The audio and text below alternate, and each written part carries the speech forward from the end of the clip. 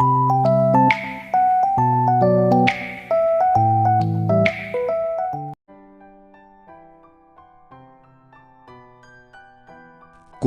শহর থেকে অনেক দূরে কোচবিহার জেলার বসন্তপুর গ্রামে থাকত একটা ছোট্ট পরিবার, স্বামী, স্ত্রী আর তাদের ছোট্ট ছেলে। বাপি, আমি মাঠে যাচ্ছি, তুই দুষ্টুমি করবি না, স্কুল যাবি সময় মতো। শুনলি তো, তাড়াতাড়ি পড়ে নে বাবা। তাদের জীবনটা খুব সাধারণ ছিল। কৃষিকাজই ছিল তাদের রোজগারের একমাত্র ভরসা। কিন্তু এই সাধারণ জীবনের মধ্যেও লুকিয়ে ছিল একটা বড় স্বপ্ন। স্বপ্ন দেখতে টাকা লাগে না, কিন্তু স্বপ্ন পূরণ করতে লাগে অনেক শক্তি। প্রশ্নটা ছিল কঠিন। সব স্বপ্ন কি সত্যি হয়, নাকি কিছু স্বপ্ন শুধু মনের মধ্যেই বেঁচে থাকে?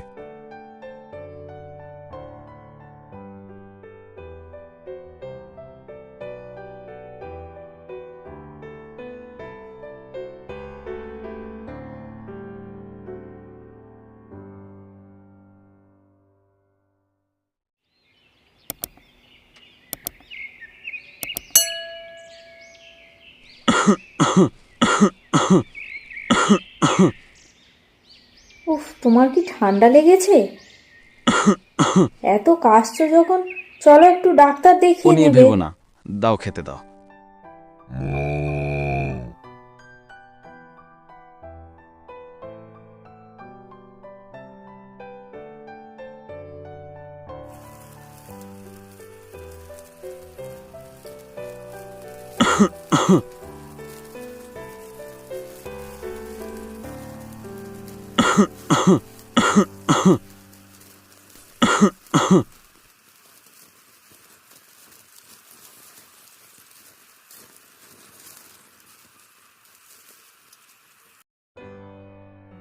জানিস বাপি, ছোটবেলা থেকে আমার ইচ্ছে ছিল কলকাতা দেখব। কলকাতায় কি আছে মা?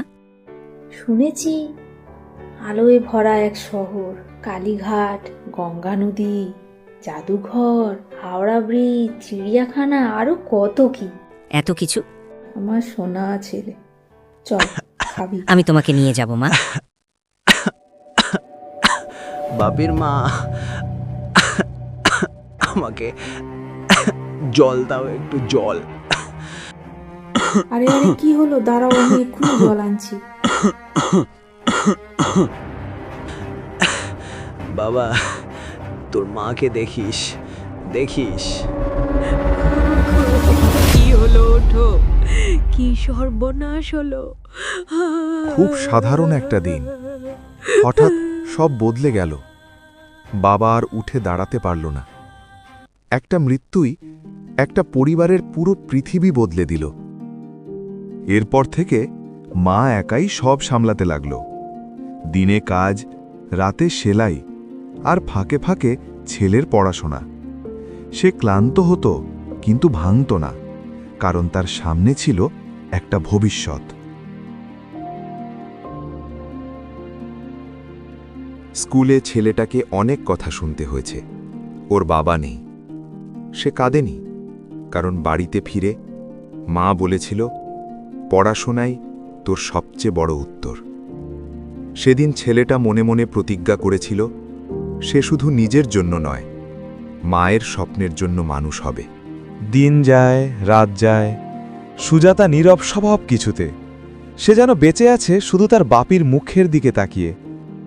এইভাবে কেটে গেল কয়েকটা বছর।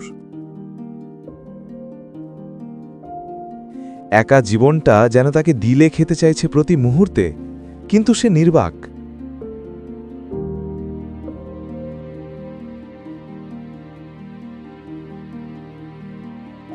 মা, একা জানালায় দাঁড়িয়ে কি ভাবছো?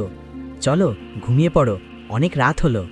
হ্যাঁ রে বাপি, তুই যে পরীক্ষা দিয়ে আসলি, কিছু ওরা বললো? জানি না মা, ওরা বলেছিল জানাবে, দেখি কি হয়।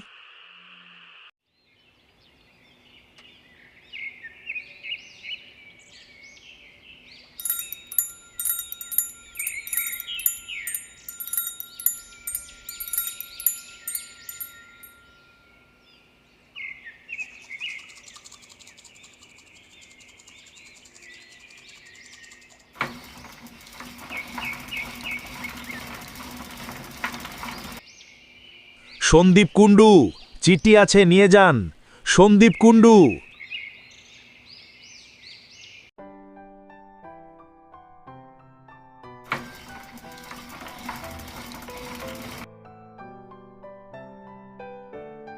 মা, এই দেখো ডাকে চিঠি এসেছে।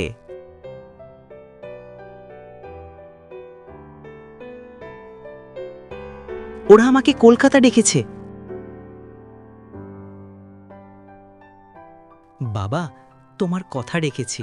মায়ের স্বপ্ন পুরো হতে চলেছে।